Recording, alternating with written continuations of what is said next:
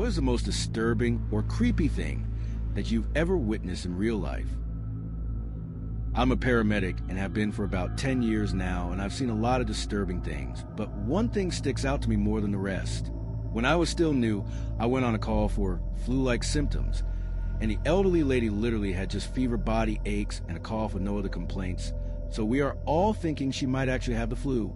She wanted to go to the hospital, so we got her on the cot, and the design of her ground floor apartment with all her furniture made it impossible to turn the cot around. So we had to wheel her out backwards with me at her feet and staring at her face. We just get out the door when she lets out this horrible gurgle scream, turns gray and slumped over. My partner and another firefighter were next to her head and confirmed she had no pulse.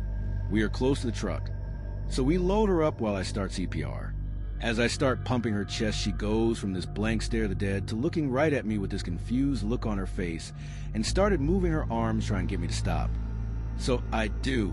Instantly, she was back to dead again, complete with blank stare and no movement. This time, the three of us all confirmed no pulse, and so I continue CPR, and she starts looking up at me again with that same confused look and moving her arms around again. Now I'm thinking this has got to be a mistake. She can't be dead and moving while I do CPR. Can she? I stop, check, still dead with no pulse.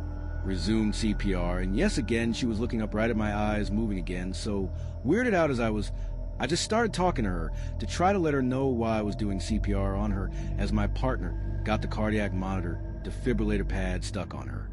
When I stopped for the rhythm check, she was in ventricular fibrillation. A single shock, and we got a slow pulse back.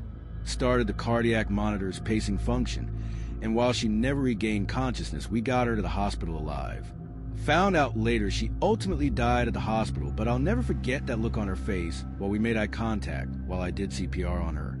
I had no idea that could happen, but the doctor in the ER told me that if CPR is started quickly enough and the compressions are deep enough, you actually can remain somewhat conscious during it even if your heart is otherwise not beating. Has happened to me a handful of times since then, and so I always talk to my dead patients now while we're doing CPR, just in case.